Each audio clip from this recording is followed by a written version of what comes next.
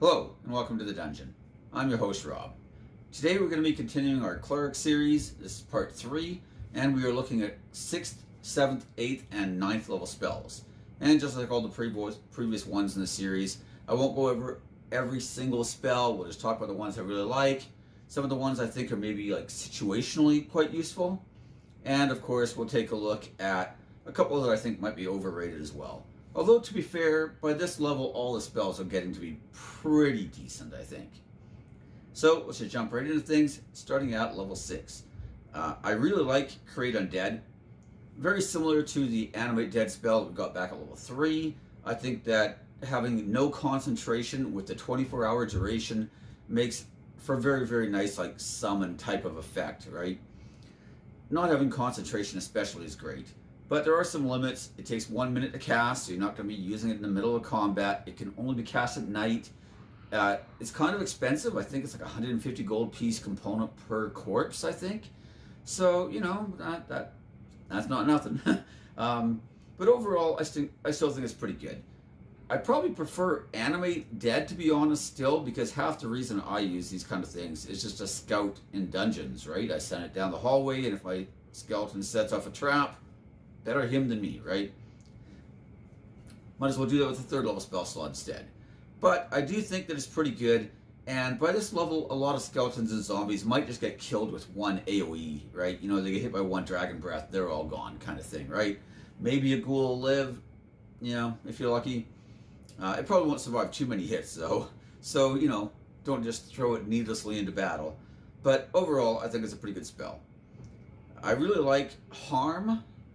I don't really like damage spells, like direct damage spells, usually that much. But this one's 14 dice 6, necrotic, save for half. That is quite a bit of damage. 60-foot range. It's not like it's a touch spell or anything like that, so that's pretty good. It is a con save, though. And at this level, we are starting to fight things that might have legendary resists. But if you pick your targets, it can be pretty handy. And I just kind of like that feel of like being like a grave or a death domain cleric and just kind of like animating a bunch of skeletons and having your harm spells and stuff, and basically just being like this necromancer, but you know, you're a cleric of Orcus or something like that instead. And that's just, you know, kind of cool, I think. So from a roleplay aspect, I'm probably liking this spell more than it deserves. Of course, we have heal. You know, 70 hit points. It's pretty strong. Obviously, very good spell. I like Blade Barrier quite a bit. I feel like the damage isn't terrible. It's not great, but that's not really why I want the spell. I want it because it gives me some battlefield control. And unlike, say, like a hold person or a hold monster, there's really no saving throw. Like, the barrier is just there. And yeah, okay, maybe they get, like, any of these types of effects, right? Like, maybe they get a saving throw for half damage in some cases. Maybe they don't. But either way, you're controlling the battlefield, and the damage is just an added bonus on top of the like portion of the battlefield you're able to control. And of course, it's pretty weak if you're like out in the wilderness somewhere. It's not a very good spell. It's an amazing spell if you're in like a hallway or something like that, or you're in a limited, confined space. So again, you know, just kind of choose your situations. But overall, I quite like Blade Barrier. Plus, it's just, you know, an old staple of the Cleric spell list, going all the way back to, like, you know, 1st edition. So, you know. Hero's Feast. It's a really great buff. Lasts 24 hours. It's an awesome spell, in my opinion. But it does cost 1,000 gold pieces per cast. So, I mean, hopefully by the time you've got 6th level spells, gold isn't as big of an issue. You know, but either way, still, I think it's a great spell. Some of the more situational ones. Forbiddance. It's a really nice spell for guarding like your home base, right? So if you have like an actual base of operations, maybe you're playing like more of a city campaign and you have like an actual house or a mansion or something, or a temple or whatever inside the city. It's a great spell for that kind of thing. I like it as a monster spell for like NPCs. You know, you've invaded the NPC's house and he has a forbidden spell on it, you know? That kind of thing is really interesting and neat. Again, situational, but it's not that it's a bad spell, so, you know, interesting. Planar Ally. I've talked about this one before in different like summoning videos that I've done. I've done several of them. I always mention Planar Ally. It's expensive, it's kind of a hassle, but it's also one of the most powerful summoning spells in the entire game. So it's at least worth considering. If you think you're going into like certain death, you know, get a Solar to come with you. Why not? Sure, maybe it'll cost you your most valued magical item that you'll have to now donate to the Solar or something like that. But if you need them that much, you know, just pay the price. Anyway, I like the spell a lot. I understand why others might not, though. That's why I put it under situational. True Seeing, again, great spell, but you would always have to deal with, you know, like illusions and that sort of thing. And I also feel like it's a 6th level spell that is starting to get to be pretty pricey. But that being said, it's still a really great spell, and it's a very nice buff. So, hard to go wrong. Word of Recall. The fact that it only affects allies within 5 feet of you can be a bit of an issue. But, I mean, assuming you have time to, like, you know, yell at the party, like, you know, they're all like, I think we're all going to die. This is going to be TPK. And then you're just like, everybody on me, we're going to recall out of here. Give them a round to get there and then recall out. I think it's still pretty good. Just kind of, you know, your evac. Everybody get to the chopper, you know. So, I like the spell quite a bit. Hopefully it's one you have ready and never ever need to use. One of those ones. Moving on to level 7 spells. We have Divine Word. I think it's a pretty good spell. It can potentially be combat ending, really. Depending on the situation. But overall, I think it's quite strong. Conjure Celestial. It's a higher level than Planar Ally. It's weaker than Planar Ally as far as the creatures you can get. But you don't have to give up an arm and a leg to get them to help you. And things like Quaddles are really, really pretty good. They have a lot of healing spells, which I kind of like. You know, like you might want to just use Conjure Celestial, get a Quaddle if you're DM, unless you have one, and get him to heal all the people in the party while you have some downtime instead of you using it. You know, you use one spell slot, and then he can come with you too, you know? So you use that spell slot, he heals everybody up after the combat, and then you're like, okay, cool. We've got another 58 minutes or whatever you have left on your summon. Let's get at it, you know? So I think it's pretty good. Plane Shift. I mean, you can use it to travel to other planes, which is very handy. And you can also use it in combat to like shift something out of here and just get rid of it, which is also pretty handy, I think. So the versatility of the spell makes me like it a lot better as opposed to, say, like an astral projection spell, which tends to be a lot more limited and is a 9th level spell. So I kind of like Plane Shift. The dual nature of it is handy. Again, though, beware that if you're trying to use it offensively to take out an enemy, they may have legendary resists, in which case you're not going to be able to Plane Shift them anywhere. So, you know, be careful. Firestorm. It's not too often I recommend a lot of damage spells. As I've mentioned, I find that monster hit points scale much faster than damage spells do. But Firestorm is very sculptable. You can kind of shape it in a lot of different ways. It's a huge area. The damage isn't bad. Overall, like, just the fact that you can shape the damage, the fact that there's so many like panels that you can use of this fire, and the fact that the damage is pretty good, all those factors put together, combined with the fact that clerics just don't have a lot of reliable damage spells, honestly, makes it at least worth considering, in my opinion. For some of the more situational ones, I like Etherealness. I've literally had one character where he would use like Etherealness in a dungeon, and then he would just go ethereally from room to room and scout out the dungeon for us. And then if we needed something specific we had to find, or somebody we had to rescue, or something we had to kill, and come back with his head as trophy or to prove it or whatever, he would just scout the dungeon like that, and then we'd know where to go. You know, you can even take people with you. You can just, your whole party can just bypass the dungeon, which is pretty funny to me. That being said, though, I think that if we used that a lot, the DM might start getting a little annoyed. The other players might not appreciate it much after a while. Some people might, who knows, right? Some people might think, let's just kill everything. Who knows?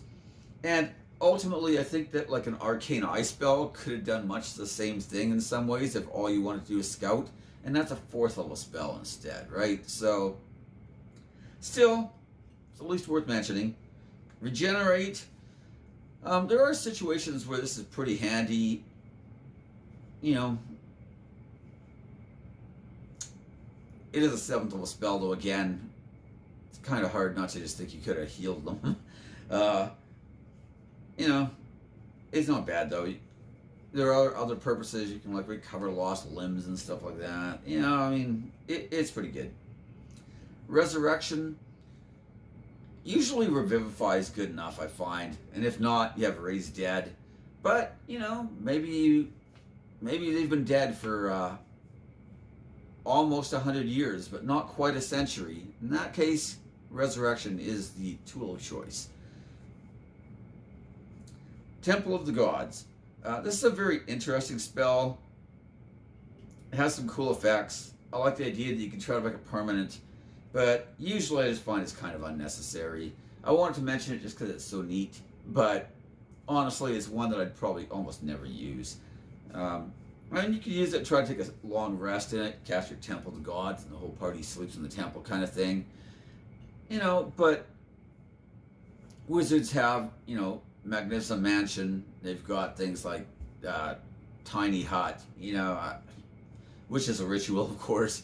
You know, so I do think this one's better in a lot of ways, so I'm not saying that there's no value to it. I'm just saying that overall, I don't know that, you know, it's necessarily the best. But if you had a 7th level spell slot, you're going to long rest anyways, and you didn't cast it on anything, Temple of Gods probably isn't the worst thing you could do.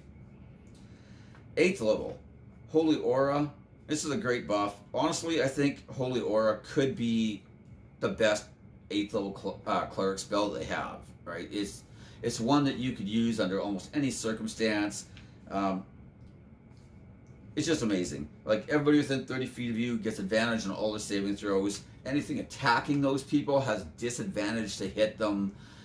You know, fiends and undead that hit them might get blinded. It's just really good. And the truth is, you're always going to have to be making saving throws, and you're always going to be getting attacked. So it's one of those spells that it's just always going to be useful, you know. So I like Holy Aura a lot. Sunburst. This didn't used to be on the cleric spell list, but as of Tasha's, it got added. So, you know, might as well enjoy it now that it's there.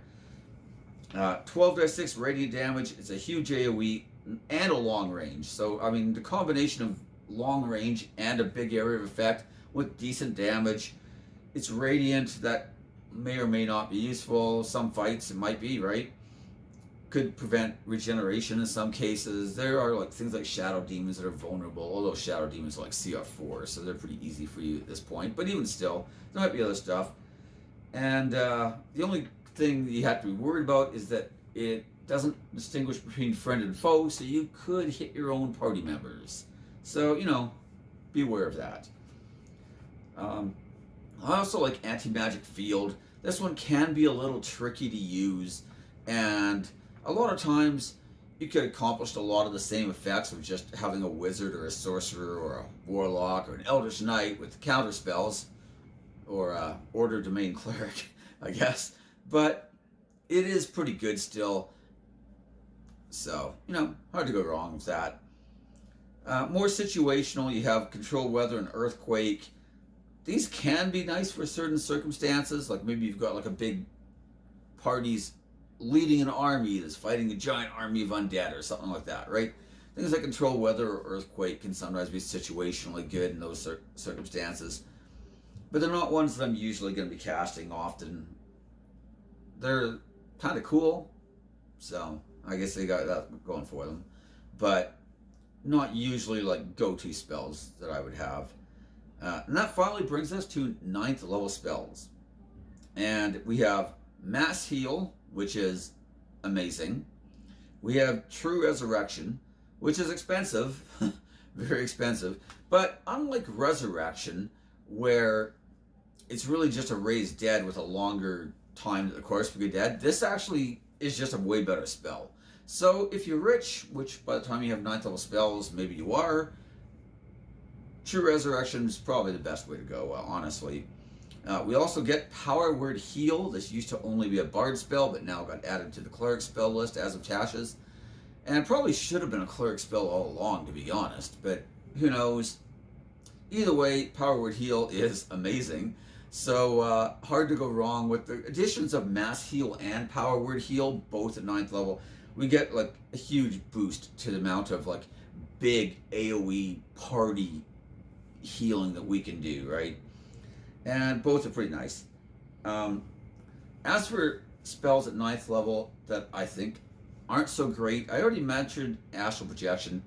I'd put this one in the situational category, but I might even put it in the overrated category, who knows. Either way, there's probably better ways to go to other planes of existence at this point.